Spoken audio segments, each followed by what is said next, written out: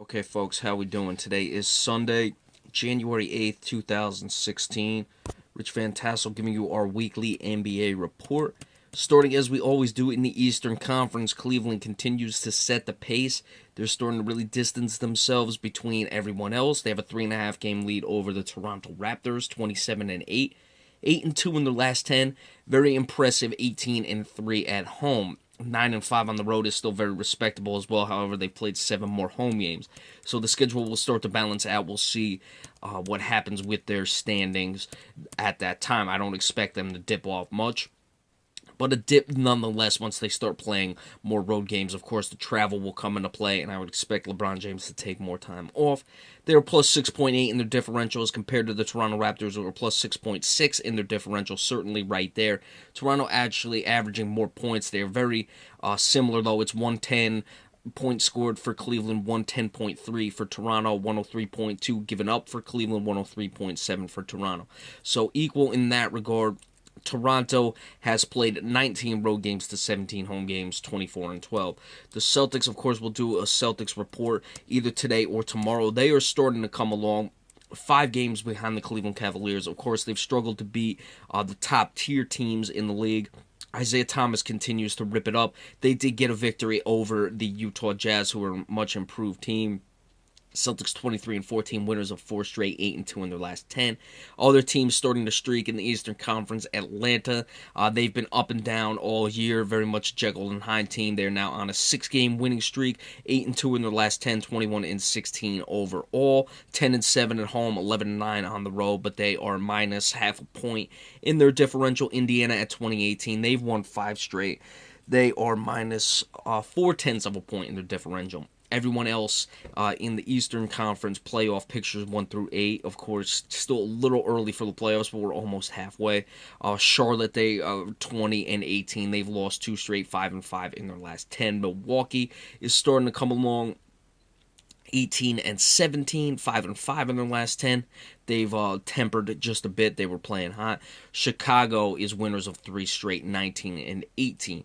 1.7 plus 1.7 plus 2.3 plus 0.6 for Charlotte, Milwaukee, and Chicago in their differentials, respectively. Washington, minus 7/10. They're 17-18. I'd like to see what Washington can do. I still expect this team to make noise. They're going to be one of those teams that is just right, like they're right on this cusp all season long. I expect them, though, towards the end of the year, they're going to push their way maybe to like a 6th or 5th spot. Keep an eye on them. John Wall continues to play very well.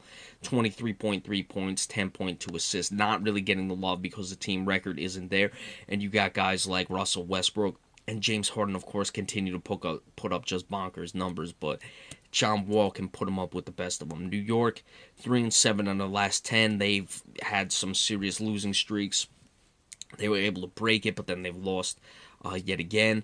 They're 17-22 games behind Chicago for the last spot. Detroit 17-21, Orlando 16-22. That's really where you cut it off as far as any teams with the playoff opportunities. That's to 12. So you look still between 3 to 12. It's starting to differentiate a little bit more. The Celtics are the 3rd spot. They are 7.5 over 12, 4 over number 8. So where it was really very tightly bunched, it's still pretty bunched, but you're starting to see a little bit of separation between those teams. And then, of course, Miami 11-27, Philly 9-25, Brooklyn 8-27, rounding out the Eastern Conference. In the West, Golden State continues to rip it up. Can they win 70 again this year? Going to be hard. I don't expect it, but I expect them to get to 65. They're 31-6, 16-3 at home, 15-3 on the road. Model of consistency. 8-2 in the last 10, plus 11.9 in the differential. San Antonio continues to keep pace. 30-7, 1 game back. Winners of 3 straight, 8-2 in their last 10. And the Houston Rockets, 29-9, winners of 7 straight. They're killing it right now. I believe they're, 17 of their last 20. They've won 8-2 in their last 10. Of course, James Harden continues to just tear it up. He's putting down almost 12 assists per game, which is very shocking. This is a guy who's been known as a ball hog his entire career.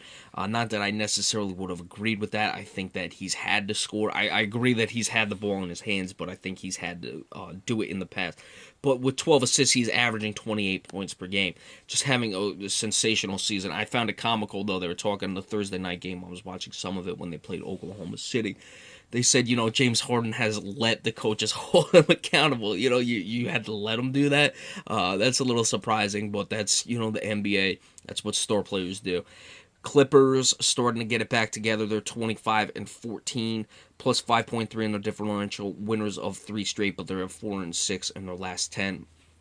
One of those teams, the Clippers, is now or never. They've got to get it going this year if they're really ever going to compete. You look at Chris Paul, 17.6 points. Pretty good there, 9.6 assists. But when you look at the other point guards like the Russell Westbrooks, like the John Walls, the numbers they are putting up, you're going to need more than him. And especially in that loaded Western Conference. Of course, Steph Curry puts up the numbers as well. Blake Griffin, 21 points, just a little over 21 points, just shy of 9 rebounds per game. His shooting is almost at 50%, but he's 52% for his career. He gets a lot of dunks, so he's tapering off just a bit. The Clippers I don't like mid-season trades. I've always said that. But they're a team that's too competitive to trade these guys yet. You don't know if they're good enough to actually make noise. They're just in the wrong era, basically, because they have Golden State and San Antonio. Houston, I really think, can make noise. But other than those 3 teams, I don't see a team like Clippers. The Utah Jazz, who are 23-5, they're coming on. They, of course, lost that game to the Boston Celtics and then lost to the Toronto Raptors. They had a tough little East Coast trip, but then got the win against the Minnesota Timberwolves. I believe that was last night. They're a team that's on the rise, but I don't see them making any serious contention with any of those top teams. Gordon Hayward, of course, 22 points. He continues to improve every year. Keep an eye on him and the Utah Jazz as well. I'd like to see the Jazz continue to perform. I actually like this team. I like Quinn Snyder. I like Gordon Hayward. But as we just said, being a Celtics fan, they need that marquee victory. So the Jazz at 23-15, over 600 in their winning percentage. The Celtics will take them where they can get them. They, of course, beat the Memphis Grizzlies as well. They're in 6th. Grizzlies, another team, the window is shutting. They're not going to be able to compete for championship, but they continue to put together a quality team, a quality product, night in, night out.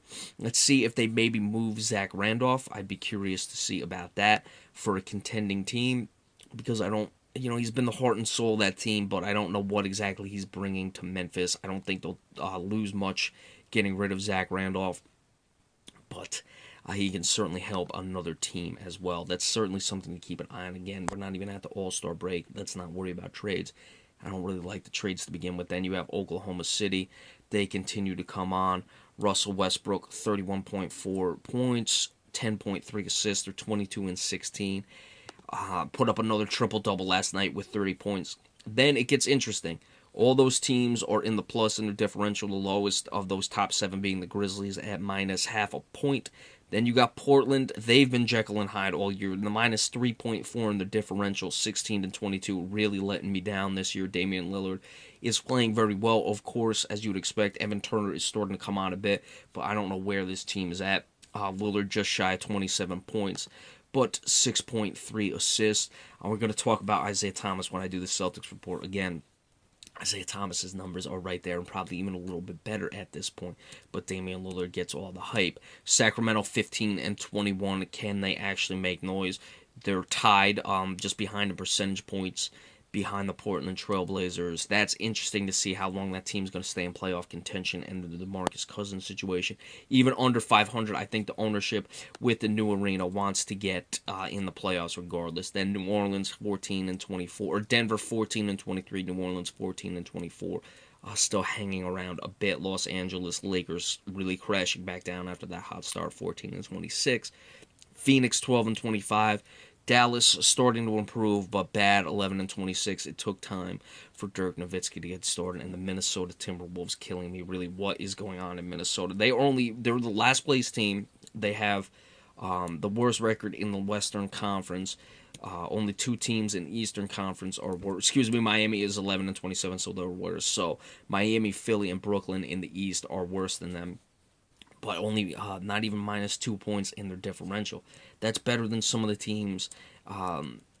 No, none of the teams in the playoffs in the East, but you look at the Knicks, they're -3.1. So I don't know what to make of Minnesota. They're really letting me down. The power rankings, Golden State continues to be number 1. Got to give Houston number 2. The way they've been playing James Harden, 31-6 for the Warriors, 29-9 for the Rockets. Spurs third, 30-7.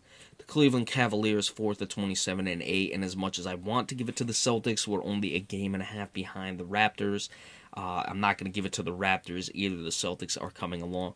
But I'm going to go with the Clippers on their 3-game win streak. Maybe a little controversial there with the 5th spot in that regard. All right, so once we can, we're going to give you the Celtics report. And remember to stay tuned for the recap of the playoff games as well today. And we appreciate all subscriptions as well. Thank you all so much. Have a good one.